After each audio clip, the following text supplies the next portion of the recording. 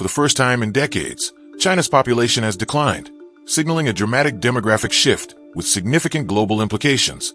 As the world's manufacturing powerhouse, China's economic success is largely driven by its vast population, with nearly 30% of its GDP coming from manufacturing. However, this population decline, which has persisted for 3 years, could pose serious socioeconomic challenges and hinder China's global ambitions. If the current trend continues, China's population could shrink from 1.4 billion to just 500 million by the end of this century, an unprecedented population collapse.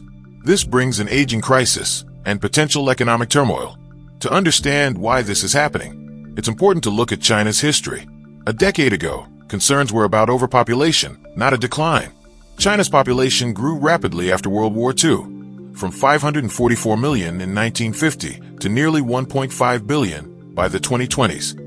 In the 1950s and 60s, families had an average of 6 children, encouraged by Mao Zedong, who viewed a large population as a national asset. The government offered incentives for bigger families, including extra land in rural areas and better housing in cities. However, by the 1970s, the government shifted its stance. Faced with rapid population growth, they launched the later, longer, fewer campaign, encouraging smaller families. By 1979, the infamous one-child policy was introduced, drastically reducing the birth rate. Fertility rates fell to replacement levels in the 1990s, but the population continued to grow due to a large young cohort. Despite pressure to change, the policy remained until 2016, when the government replaced it with the two-child policy. Now, China faces the consequences of this decades-long demographic experiment. With fewer young people entering the workforce, an aging population, and fewer births, the country's future economic stability is at risk. This population collapse will shape not only China's future but the world's, as its global influence begins to wane. China's demographic shift is rapidly reshaping the country's future. In 2021, the fertility rate plummeted to 1.2, one of the world's lowest, despite the introduction of the three-child policy, which lifted all childbirth restrictions. But this late policy shift was too little, too late. Fertility rates had been on a steady decline for decades, and by 2024, China's population was already lower than the official 1.4 billion. Estimates suggest it may be closer to 1.3 billion or less. China's rapid population decline is largely due to the legacy of the one-child policy, which was enforced with harsh measures, including forced sterilizations and limiting family size. After the policy was relaxed, the population did not rebound as expected. By the 1990s, fertility rates had dropped to critical levels, and by the early 2000s, it was clear the nation was facing an aging crisis. As a result, China's workforce began shrinking, and the country faces the possibility of losing hundreds of millions by the end of the century. By 2030, China's population pyramid will be heavily skewed, with more elderly citizens than children. This demographic collapse is poised to cause severe economic and social challenges, including a pension system collapse, rising government debt, and economic stagnation. Moreover, labor shortages are already impacting China's manufacturing industry, a vital sector accounting for nearly a quarter of GDP. With fewer workers, productivity declines, and industries like housing, retail, and automotive will suffer. This shift also impacts China's geopolitical ambitions. Its economic slowdown may limit military spending and weaken its global influence, especially as the U.S. continues to maintain superior military power. As China faces a demographic window closing in the next decade, it could push the CCP to act aggressively to secure Taiwan or expand in the South China Sea before its power wanes. China's demographic challenges are becoming increasingly severe. In 2020, the country had 44 dependents for every 100 working-age people, a ratio lower than the US and much of Europe.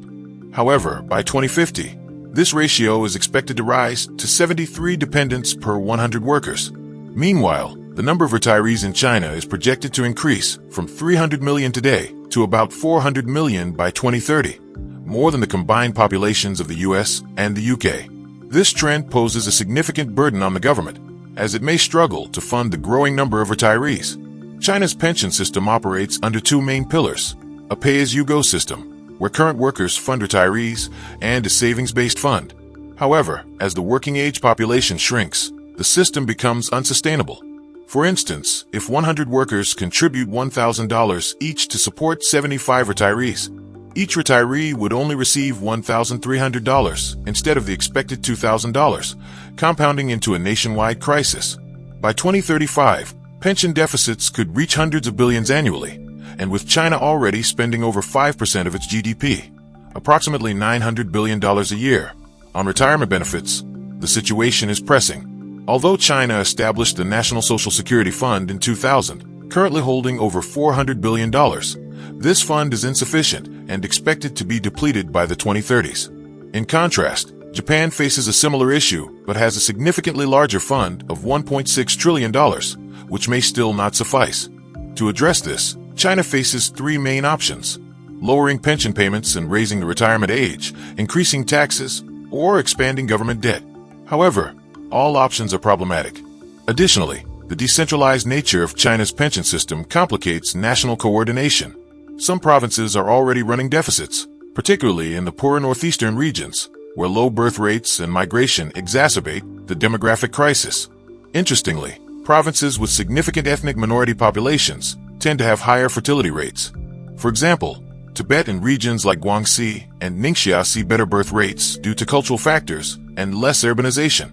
In contrast, regions like Xinjiang, where the Uyghur population faces suppression, have seen fertility rates decline. China's future, much like Japan's, faces a critical demographic shift. Japan's aging population and declining birth rates, which began affecting the economy in the 1990s, resulted in stagnation. Despite once being a global economic leader, Japan's economic growth stalled, and its government debt soared to 263% of GDP. Now China, mirroring Japan's trajectory, is witnessing similar demographic pressures. The collapse of China's real estate market since 2021 is particularly concerning, given that Chinese real estate is valued at over $125 trillion, making it the largest asset class in the world. If these trends continue, China may face the same economic stagnation that has plagued Japan for decades. China's real estate crisis may signal the end of its rapid rise, mirroring Japan's asset bubble collapse that marked the beginning of its economic decline. While history doesn't repeat itself exactly, the parallels are striking. Japan's experience highlights how challenging it is to reverse low fertility rates, a problem China now faces. Despite extensive policies, Japan's fertility rate continued to fall, demonstrating how deeply ingrained the causes of low birth rates are. To understand China's issue, we must look at these root causes. The first significant factor is China's rapid urbanization. Beginning in the 1980s, China underwent the fastest urbanization in human history, with the urban population rising from just 19% to 67% by 2024. This shift moved hundreds of millions from rural areas to cities, fostering short-term economic growth, but creating long-term demographic problems. Living in crowded cities isn't conducive to family life. For instance, in Shanghai, China's most densely populated city, there are nearly 4,000 people per square kilometer, with one of the lowest fertility rates in the country, at just 0.6. Without new migrants, cities like Shanghai could face population decline. This issue extends to other large cities like Beijing and Chongqing, where the high cost of living further deters young people from starting families. In Shanghai, housing costs are up to 5 times higher than in smaller cities, and while incomes are higher in big cities, they don't compensate for these costs. For most families, affording a home big enough for children is nearly impossible. The second major factor contributing to China's low birth rate is the high cost of raising children. It costs over 500,000 yuan, about $70,000, to raise a child from birth to adulthood, 6 times China's GDP per capita. This is the second highest rate globally, after South Korea, which has the world's lowest fertility rate. Education costs are also substantial, with parents dedicating 17% of their income to their children's education. This is due to the golden ticket syndrome, where parents believe that without top-tier education, their child's future is doomed. As a result, families often invest all their resources into one child. Cultural factors exacerbate the situation. About 60% of Chinese women are employed, and many feel that having children will hurt their careers. In a survey, 85% of working mothers said children impacted their job prospects, leading many to choose having fewer or no children at all. Marriage rates are also declining. In 2023, marriage registrations fell to just 6.1 million, the lowest since 1980. The average age of marriage is rising, and many young people are discouraged from marrying due to cultural expectations of financial success before starting families. Youth unemployment is high, and even those with good jobs often work long hours in demanding industries. Workers in tech and finance often follow the grueling 996 schedule, 9 a.m. to 9 p.m., 6 days a week, which leaves little time for family life. In manufacturing, workers face even worse conditions, with 12-hour shifts common at factories like Foxconn. This overwork culture directly contributes to China's low birth rates. Overworked individuals simply don't have the time or energy to start families, which exacerbates the country's demographic crisis. This is Xinjiang, the Xinjiang Uyghur Autonomous Region in the far northwest of China. It borders 8 countries, including Mongolia, Kazakhstan, and Pakistan, with over 618,000 square miles of land. It's not some tiny, forgotten corner, it's massive. In fact, it's the 8th largest administrative region in the world. But despite its size, only 9.7% of Xinjiang is habitable. The rest is dominated by rugged mountains, dry grasslands, and, most notably, 3 vast deserts. These make Xinjiang the driest region in all of China. And once you leave the harsh deserts, you face towering mountain ranges. It's a place that challenges both humans and nature. It's also completely landlocked. There's no ocean in sight. Urumqi, the capital, holds the title for being the farthest city in the world from any sea.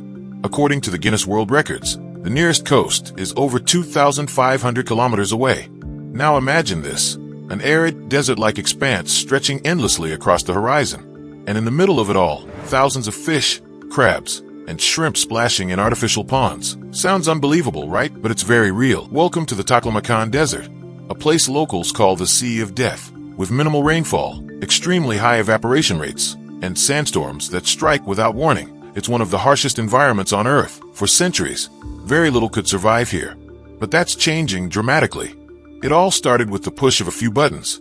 Somewhere deep in the Taklamakan, engineers activated pumps and monitoring systems, initiating one of the world's most surprising experiments, desert aquaculture. In specially constructed ponds, 100,000 sea fish fry were introduced, golden silk sea bream, mudskippers, groupers, and more. The tiny fish instantly sprang to life, swarming around in search of food, forming a scene so vibrant that it sharply contrasted with the lifeless desert just meters away. Despite the punishing conditions, these fry adapted astonishingly fast. With careful care, their survival rate soared to 99%. That marked the beginning of a new industry, one that now employs tens of thousands of people in Xinjiang. By 2016, fishermen in the region were earning an average income of 16,600 yuan, or about $2,300, significantly more than the local farming average. It was a complete economic shift.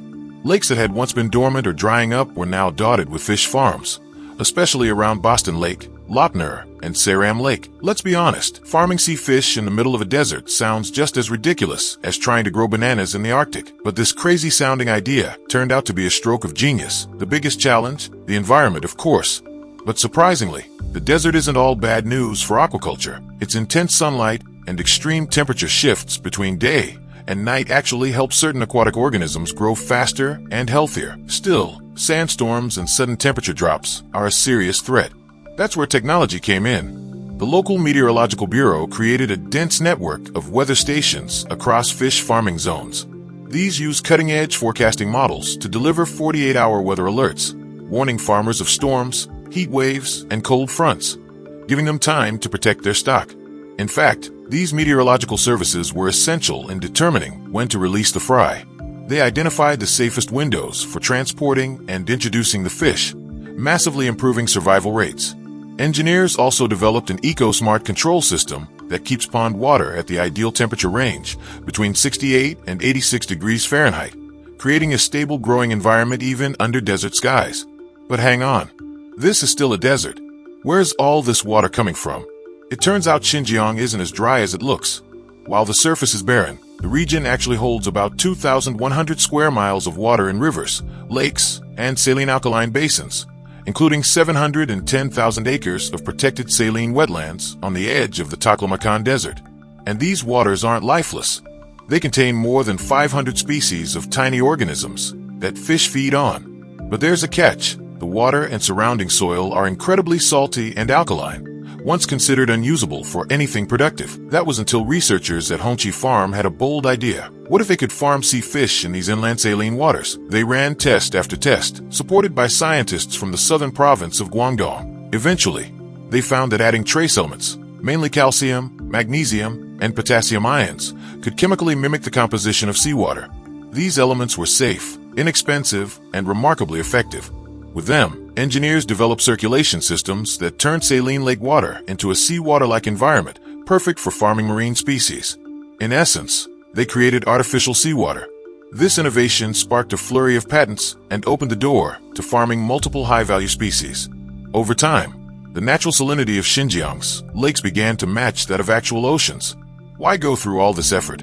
The answer is simple: economic transformation.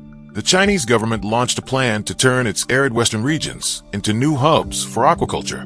Starting in 2017, private investment was encouraged, and aquaculture in Xinjiang began to boom. Today, seafood from Xinjiang is served in restaurants across China, a remarkable achievement for a landlocked desert region.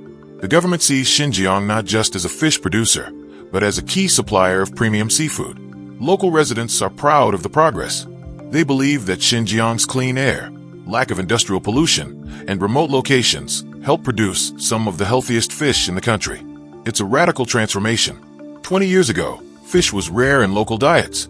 Many villagers had never even tasted it.